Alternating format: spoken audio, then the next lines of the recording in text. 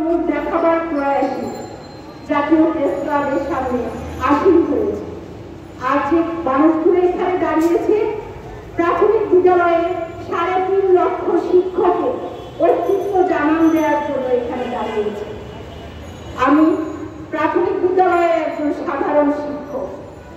আজ সারা বাংলাদেশ সংস্কার চলছে। আজ সারা বাংলাদেশ একটি সুন্দর প্রগতিশীল রাষ্ট্রকে পরিণত করার জন্য অঙ্গীকারবদ্ধ, কিন্তু প্রাথমিক শিক্ষা পরিবার চরমভাবে অবহেলিত, চরমভাবে নৈরাজ্যের এক অবহেলিত নাম বাংলাদেশ প্রাথমিক শিক্ষক পরিবার। বাংলাদেশ প্রাথমিক শিক্ষক পরিবার কেন আজ এত অবহেলিত? একটু পিছনের দিকে আমাকে যেতে হবে। বাংলাদেশ প্রাথমিক শিক্ষক পরিবার যতটা সুসংগঠিত সংখ্যা দিয়ে, ততটা বিভাজিত ভিন্ন ভিন্ন সংখ্যা। আর এরই কারণে বাংলাদেশ প্রাথমিক শিক্ষক সমিতি আজ প্রতিটি লোকই এক একটি সংগঠনের মালিক। প্রতিটি সংগঠন এক একটি সংগঠনকে তারা নেতৃত্ব দিচ্ছে।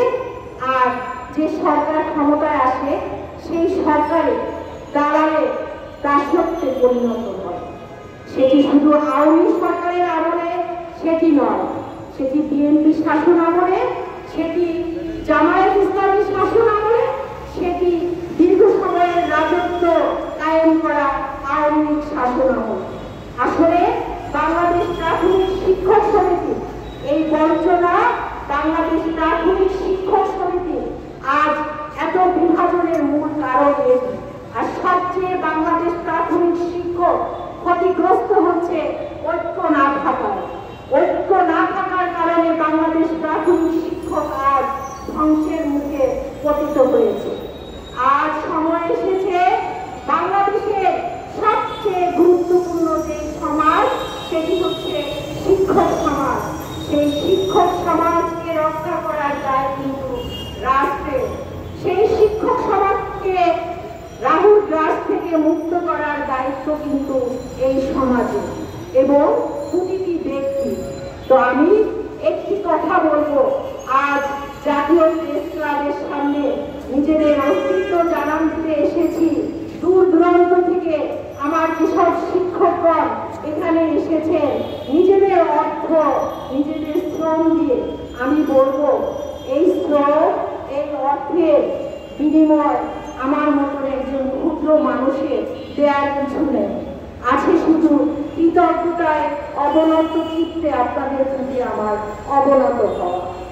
আমি বারবার বলেছি, আমি কোনো নেতৃত্ব দিতে আসিনি, আমি কোনো সংগঠনের নতুন একটি কালো রূপ এই সমাজকে দেখাতে আসিনি। আমি এসেছি আলোর পথ দেখাতে। আমি এসেছি প্রাথমিক শিক্ষাকে এই জাতির সামনে একটি উন্নত শব্দ দর্শনে যে শিক্ষকগুলো সবসময় বিভোর থাকে, সেই মানুষগুলোকে রক্ষা করতে। আমি সেই মানুষগুলোকে একটু আশার আলো দেখাতে চাই। এবার যদি সারা বাংলাদেশে গর্জে উঠে রাষ্ট্রের অবকাঠামোর প্রতিটি সেক্টর থেকে তাদের আত্মার দহন হবে। কারণ প্রশাসনের যে সর্বোচ্চ জায়গায় যে মানুষগুলো আসেন, আজকে যারা এসির